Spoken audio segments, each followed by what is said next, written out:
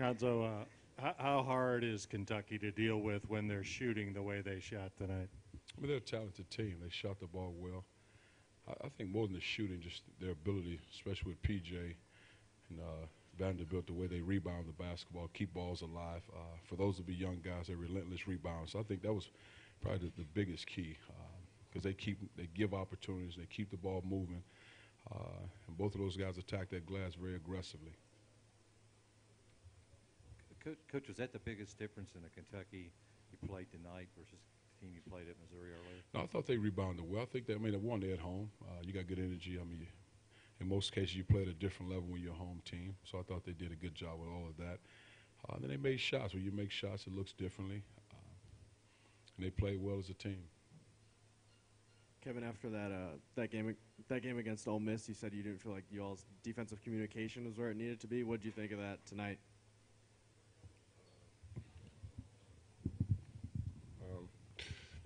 I think we had some lapses mentally on the defensive end as well tonight. We got two more opportunities to, close out the season strong. So that's what we're looking forward to. And, these next two games, that's where we really have to tighten up on.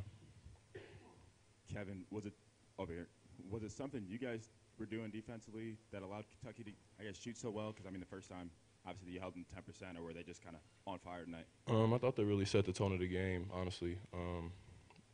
And unfortunately, we couldn't make as many plays as they did down the stretch, and it opened up pretty big for them. But credit to those guys; they play well in their environment, home environment, shot the ball well, made the right plays, kept balls alive. So, got to give credit where it's due.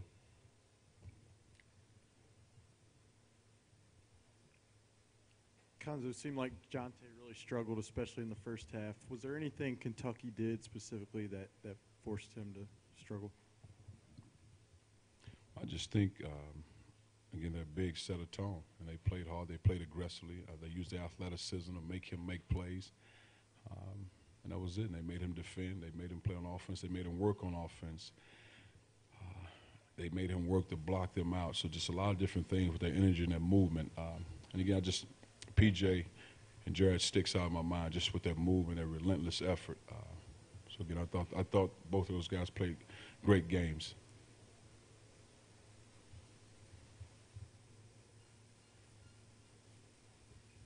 Conzo, obviously don't want to lose 3 straight, but is there something you can learn from this, take away from this going into Tuesday's matchup with Vanderbilt? Well, I think you learn from all games, and I think what we liked more than anything tonight was a level of toughness. So I think in that department they won the battle on the toughness. They set a tone, and they made shots. So that helps, but I just think from a toughness standpoint, they set a tone, and we could never match the toughness level. Conzo, on that final defensive possession in the first half where Geist and Van Leer were both in the backcourt, was that how you wanted them to defend that there? Because it seemed like you guys were in a zone. And that I didn't want them to hit a 3, but we wanted to run at the ball to force them to make another play, but they made it 3, so I didn't want the 3. But the energy and action, we wanted that, yeah. Jordan, over here. Especially the last couple games, especially with you and Cassius, playing so many minutes this season, is fatigue a factor at all or not? It shouldn't be. So appreciate you. It shouldn't be for us. We worked all summer to get our condition to the best place possible, and we have the strength coaches to help us with that. So I can't say it's ever been an issue for us. We're in pretty good shape. So, Conzo, Jared Vanderbilt had 15 rebounds tonight. How often have you seen a guy be that relentless on the boards, and what difference can that make for a team to have somebody like that? Well, I think it's safe to say I haven't seen offensive rebounder like that all season. And to be specific, I have to go back and check, but I don't think I've seen a guy that attacks the glass. And he's the guy, again, they have talent, so it's without question, but he's the guy I remembered, even though he had 4 fouls. He might have fouled out when we played at our place, but he's the guy I remembered after the game, but just the way he attacked. And again, he was getting back in the groove of things, so I can only imagine the level of play he'd be if he'd been here all season and played every game. But with that size, that athleticism, he makes it hard on you.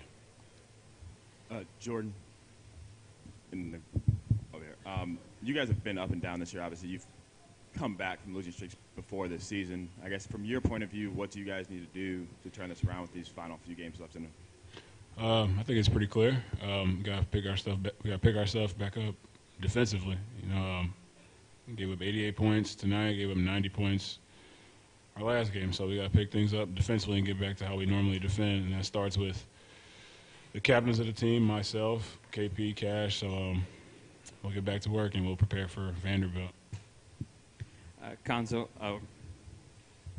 is there a next step for Michael Porter Jr.? Obviously, he took some shots in pregame, but didn't go through layup lines, stuff like that. Is there a next step for him?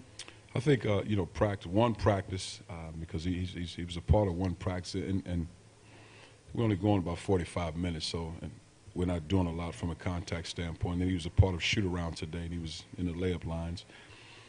And he'll practice tomorrow at the level we practice at, but it won't be a lot. So just really wanted to make sure he's healthy from the standpoint of being able to take contact, the bumping, the banging, the jumping, and going through things. So he do a little extra workouts outside of what the team does because we don't do a lot as a team right now.